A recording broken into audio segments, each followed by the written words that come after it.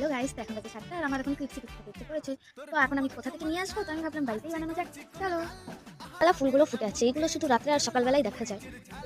তো আমি এখানে নিয়ে নিয়েছি ম্যাগি। তো ম্যাগি দিয়ে কিছু বানাবো, তোমরা দেখতে থাকো, ভিডিওটা কিন্তু লাস্ট পর্যন্ত দেখো।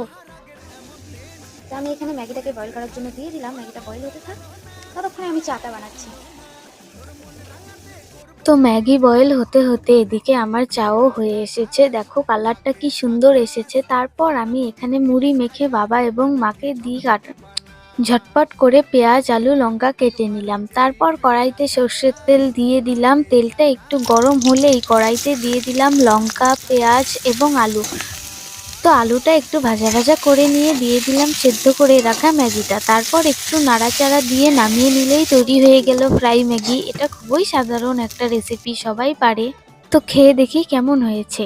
খেতে দারুণ হয়েছিল। তোমরাও এইভাবে বানিয়ে খেতে পারো, দারুণ লাগবে। তো ভিডিওটা যদি তোমাদের ভালো লাগে তাহলে লাইক, কমেন্ট, শেয়ার এবং আমার চ্যানেলটাকে সাবস্ক্রাইব করে দিও।